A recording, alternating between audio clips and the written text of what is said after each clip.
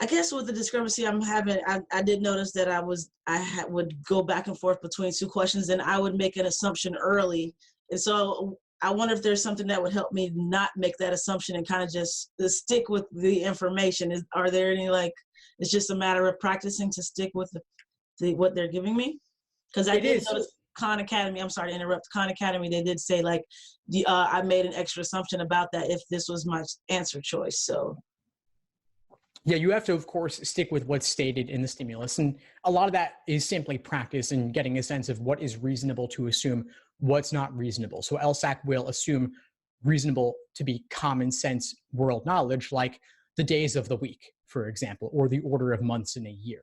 Those are things they assume that in general people know, or that, like, if it's raining, that means water's falling from the sky, or that people are likely to have umbrellas, things like that. But when it comes to these apparent discrepancies, it's really figuring out some way that both of those things could be true. And you might prephrase or predict one potential answer when there are, in fact, multiple possibilities. So maybe the person who got a 150, their parents didn't give a donation, but that person hacked into the system and changed their grades or something like that. Right. Okay. There are a variety of ways it could happen. It is. Right.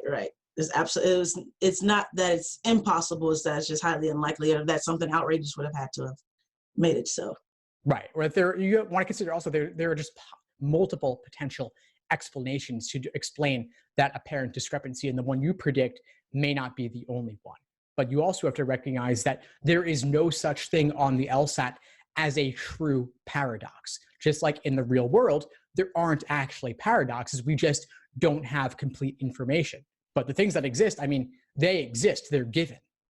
Thanks for tuning into the show. Please subscribe if you haven't done so already to be notified of new episodes as I release them. And feel free to reach out if you need anything at all as you move forward with your prep. I'm happy to help however I can. In the meantime, I wish you all the best and take care.